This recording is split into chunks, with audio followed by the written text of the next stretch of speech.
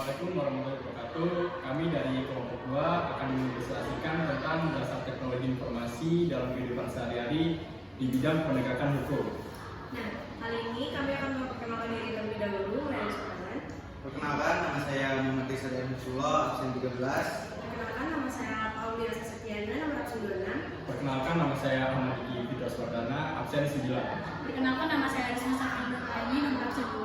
Perkenalkan, nama saya Dita Aguilari, nomor absen 24.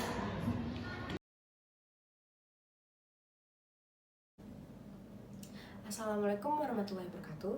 Nama saya Aulia Asfa Septiana, nomor absen 26 dari kelompok 2. Hari ini saya akan menjelaskan teknologi informasi dalam kehidupan sehari-hari. Nah, hari ini saya kebagian tentang penegak hukum. Saya mengambil salah satu aplikasi yaitu Jago Hukum. Digitalisasi yang semakin masif mendorong banyak developer untuk mengembangkan aplikasi yang memudahkan masyarakat dalam kebutuhannya. Selain aplikasi e-commerce, layanan telekonsultasi juga tidak sepi peminat loh. Nah, saat ini layanan telekonsultasi tidak hanya sebatas kebutuhan medis saja, namun dalam hukum juga mempunyai telekonsultasi. Dengan meluncurkan aplikasi yang bernama Jago Hukum, Jago Hukum menawarkan layanan konsultasi secara gratis.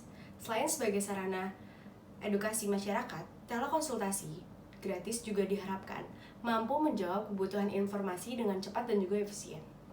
Nah, dengan adanya aplikasi ini, diharapkan masyarakat bisa mendapatkan bantuan secara ekonominya masing-masing.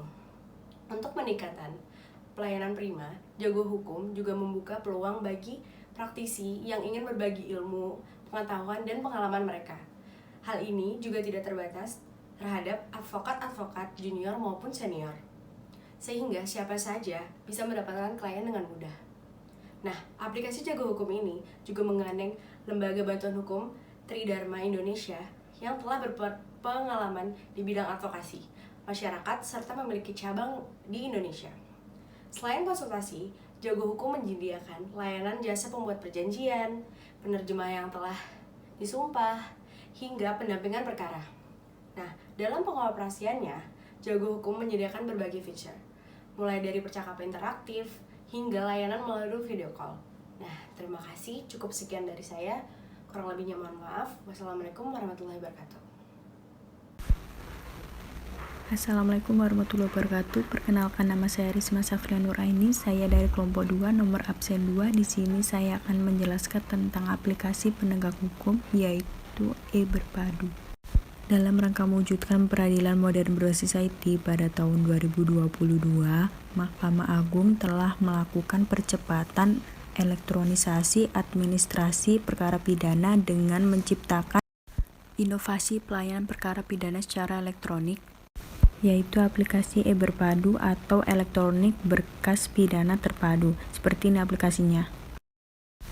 Nah, aplikasi e-Berpadu itu sendiri merupakan integrasi berkas pidana antar penegak hukum.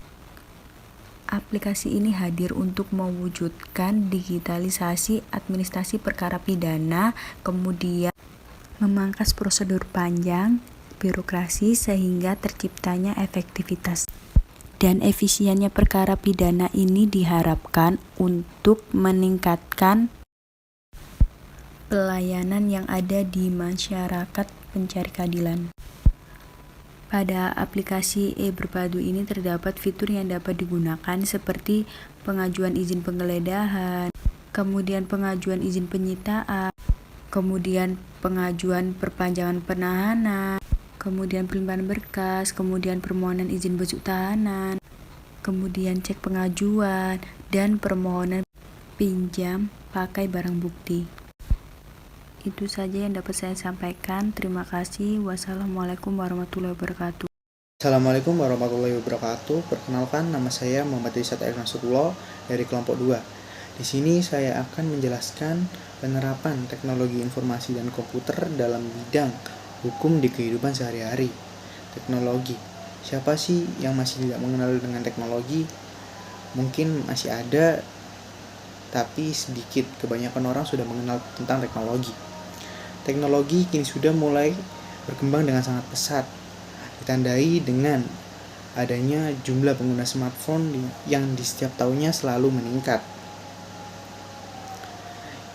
Sekarang sudah banyak sekali bermunculan startup aplikasi seperti jasa jual beli dan lain-lain.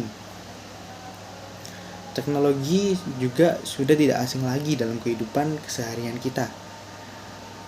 Contohnya seperti adanya aplikasi transportasi Gojek dan Grab, lalu aplikasi-aplikasi booking tiket online seperti Traveloka dan Tiket.com.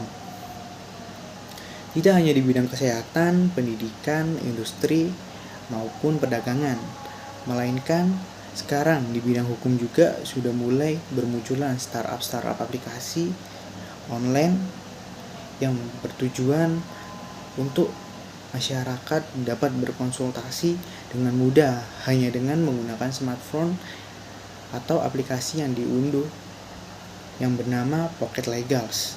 Di dalam aplikasi ini sendiri, masyarakat bisa menuliskan pertanyaan-pertanyaan atau berkonsultasi, dan pertanyaan tersebut nantinya akan dijawab langsung oleh para ahli hukum profesional sesuai dengan kasus dari pertanyaan yang diajukan atau dituliskan.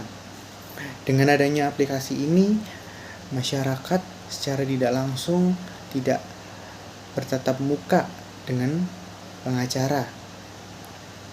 Masyarakat dapat dengan mudah berkonsultasi maupun mencari referensi tentang hukum kepada ahlinya langsung, baik itu hukum perdata maupun hukum pidana.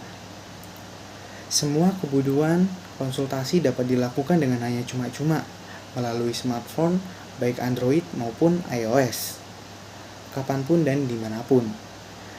Dengan adanya aplikasi ini diharapkan agar masyarakat untuk dapat mudah edukasi maupun informasi mengenai hukum dan dengan biaya yang terjangkau murah. Mungkin itu saja penjelasan dari saya. Sekian, terima kasih. Assalamualaikum warahmatullahi wabarakatuh. Di sini saya akan menjelaskan tentang manfaat teknologi informasi dalam sehari-hari di bidang penegakan hukum. Yang saya akan jelaskan di sini adalah e-tilang. E-tilang adalah tilang yang berbasis elektronik yang menggunakan CCTV. Kamera e-tilang di sini terdiri atas kamera ANPR, kamera checkpoint, dan speed radar atau pemantau kecepatan. Jenis pelanggaran yang bisa terdeteksi oleh kamera e-tilang adalah menerobos lampu merah, tidak memakai helm, kelebihan muatan, batas kecepatan, dan lain-lain. Manfaat e-tilang di sini yang pertama mengurangi tindak korupsi yang dilakukan oleh penegak aparat hukum yang tidak bertanggung jawab. Yang kedua, memudahkan masyarakat karena tidak perlu mengikuti sidang. Tujuan e-tilang di sini meningkatkan keselamatan dan ketertiban berkendara di jalan. Yang kedua, meningkatkan disiplin berlalu lintas. Di sini saya akan menjelaskan tentang tata cara pembayaran e-tilang. Yang pertama, melalui kamera CCTV, pelanggar lalu lintas akan terdeteksi jenis pelanggarannya dan akan diberikan surat konfirmasi yang dikirim ke alamat yang sesuai dengan surat kendaraan. Yang kedua, pelanggar bisa melakukan secara manual atau bisa melakukan pembayaran jarak jauh menggunakan virtual account.